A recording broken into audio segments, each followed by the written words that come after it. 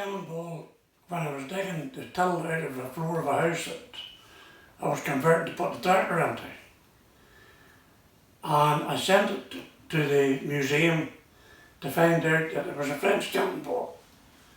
And nobody could understand how it got to be in slums inside a house, buried in the till. So quite a few years ago, we dived, a friend and I dived off the old rock Lighthouse. We're just diving more or less for curiosity, and we come on what we thought was a sailing ship, like a man of war, because there was a few small cannons strewn over the area, as if they just had dropped off the boat as it rotted away. There was some pieces of timber left, but most of it was gone. But we come on this pile of small cannonballs. They must have been maybe about 4 inch to 6 inch in diameter. But they were cast iron, so they were left there to rest. But it was interesting just to see that she definitely was a man of war, or she was a sailing ship that was rigged to defend herself from any other boats that would seek to quarrel with them. And just beside the cannonballs, we saw this three pieces of brass just above the, bit of a noise there, above the gravel. And when we looked into it, it was the ship's rudder. It was a massive thing, but we were able to lift it with airbags and take it into the old light where we could work with it. And it was a most interesting piece of wood, because it was maybe about 7 or 8 inches in width. There was the male and female units to fasten it to the stern of the boat.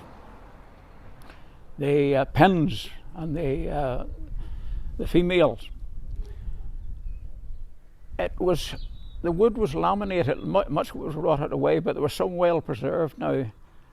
And there were strips of wood up and down, vertical, and some horizontal. And it was just back, forth, maybe about 4 to 6 layers of wood like that there. And I wondered why it was made that way, but I was told later that if it had been made out of one solid piece of oak, say, it would have worked. But the laminated wood kept its shape. And that was a wonderful piece of work. Like that boat must have been 200 or possibly 300 years old, lying there. There was little else, but my friend, he picked a lovely wee porthole up, complete. And there was others. There was a pile. You could have filled the boat with brass. I have some of them in the shed here, of brass pins. Some of them I have them here. They were about 4 foot in length, and I think they were to go up through the keel, right on up through the hog, and right up through the ship's ribs. There were a pile of them, and there were some maybe only about a foot to a foot and a half length. They were thinner, maybe about 3/4 of an inch in diameter, and they were lying strewn all over the place. We just picked a few up and left the rest, and every diver that come there, they just took what they wanted, and they were happy enough with that there. But I don't know what will be left of the boat now, because it must be 40 year plus since I've dived on her. So it was a wonderful dive, like, and it was very interesting because it was completely different from the old steel boats. You marvel that even the wood would still be in some measure preserved, but I think maybe it was the ones that got down in below the sand. The wood itself was preserved. That's the only thing that I could think had kept it intact. Now that was Philip telling us about the diving which he did some 40 years ago around that area, finding cannonballs. So that was probably where the cannonball at Jimmy's came from. There was loads of French ships up and down there, and they got wrecked. Now between 1735 and 1768, that's a period of 33 years, there were 64 boats wrecked out around that area. So you can well imagine cannonballs would be quite plentiful, for all those ships had cannon on them. So the 64 boats wrecked in that 33-year period, and over 250 souls lost, drowned. So there was an outcry for a lighthouse to be built, and the South Rock Lighthouse was lit in March 1797. Now, she didn't last that long. I think about 80 years just she was lit, because that was with the technology they had for building underwater. That rock was above at low tide and they could get working on it, but it needed to be further out because there's rocks further out and the boats were still running aground even with the lighthouse. So it was built in 1797, and apparently during the bad weather, when they couldn't get out to build at the lighthouse, they built the windmill down at Portaferry, where in what the townland of Ballyhurley. It's up on the hill. If you're coming out of Portaferry up the main road towards Kirkcudbright, Ballymanish graveyard's on your left. If you look out to your left up there, you'll see it. It's a lovely structure, very nicely built. I've been down at it myself, and I'm doing a story on it sometime in the future. But now, the Crossett was another French vessel which was wrecked at the South Rock Lighthouse. And I'm going out now with James Cully on his little boat. He's taken me out to see where she wrecked and just to have a little plunder around. And we'll have a little look at the lighthouse whilst we're there. Now, the Crossett was a French vessel, and I think it's pronounced Croisset, if I'm not mistaken. But we call it the Crossett in our Irish way. So anyway, she was a three-masted vessel, one of the end of the era of those big sea-going, deep-sea vessels which were wind-powered with masts on them. So, and she was in the end of her era in that period. She was built in 1902, but she struck the rock, South Rock, in 1908. She had a load of nickel ore, 3,500 tons, I do believe, with over 20 crew on board. And she left New Caledonia in July 1908, and she arrived in the Irish Sea out there in November the 13th. And anyway, the weather freshened up and came into a full gale, and she was driven aground on the South Rock. Now, all the souls were saved on board. No one was lost. As I said, over 20 crew. The next day, McCauslands came out from Portaferry with their big tugboat to try and to get her off the rock, but she was unable to be moved, and she became a total loss. Now, I'm going to call in with Iris Gowan from Silver Bay on my way home, for she has some very interesting information on the crew of the Croisset or the Crossett. And the ferryman's waiting for me down behind me there.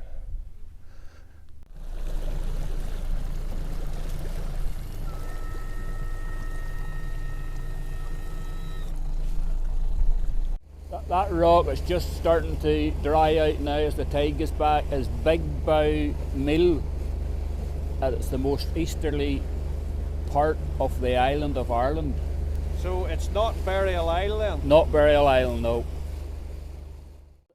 This is the Cannon Rock here, and this is apparently where the wild deer hit, bounced off this rock and continued on for about 2 miles north, and then she finished up and she was wrecked on the North Rock. This is the South Rock Lighthouse behind me here, and this is where in, I think it was 1906, the French ship, the Croisset, was wrecked. She was coming, I think, from South America with a cargo of nickel ore, heading for the Clyde, the River Clyde, and she was wrecked just where we're at the moment here. We have dived this wreck a few years ago, and there's most of the nickel ore is still lying in piles on the seabed.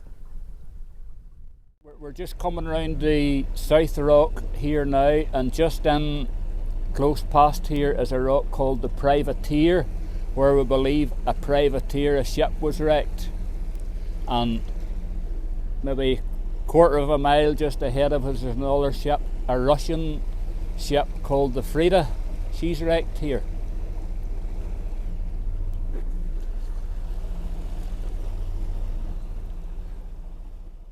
South Rock Lighthouse, it was finished in 1797, and it was lit, or it was used for about 80 years, but the problem was that it didn't warn ships of the reef that lay to the eastward of it.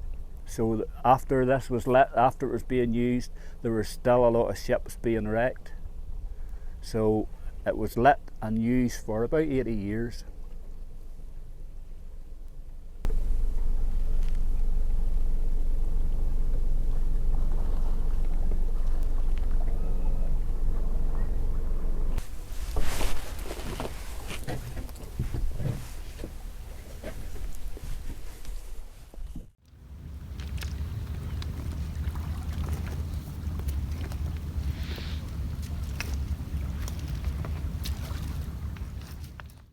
We're just taking a wee mosey around here, and we're looking to see if we can find any of the ore, the nickel ore that the Croisset was carrying.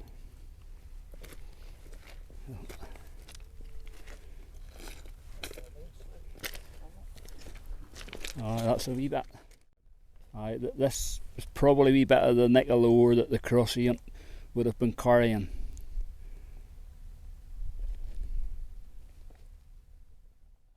This is what remains of the cast iron ladder which would have took them up to the top of the tower in the lighthouse.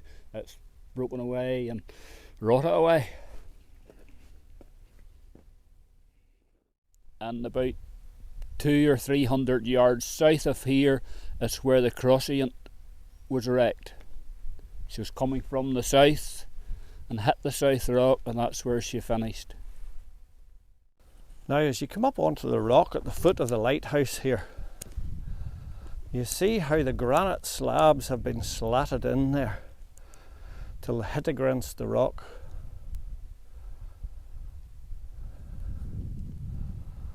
And those have been there since the 1700s, I think James said. Amazing bit of workmanship, ferrying out and in here. Now apparently somewhere out here in the rocks there's names carved, but I need to have Scott Thompson out.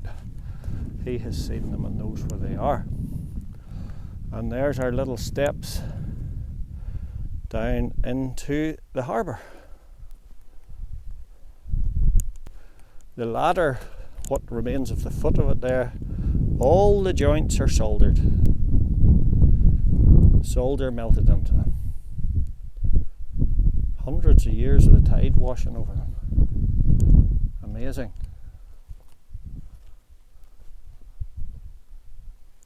Absolutely amazing, and the timber still on surrounding that box up there.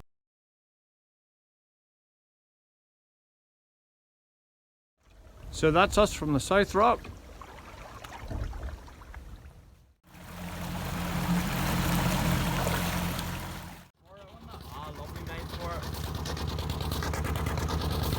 Go make a sewing machine, what? Just go the quickest thing. How she get you there?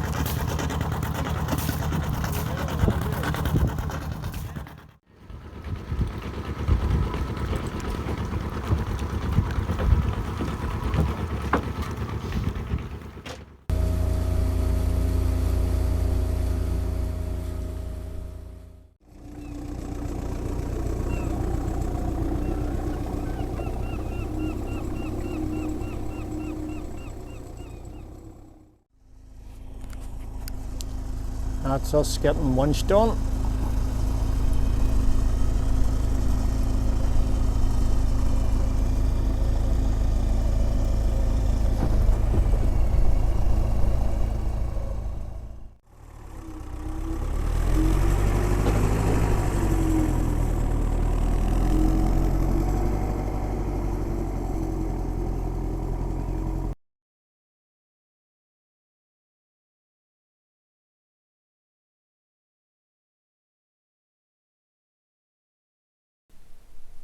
The survivors, when they were brought ashore, were billeted with my great-grandmother, Mrs. Hester Drysdale, who lived in the First National School in Clucky, but was converted into her home.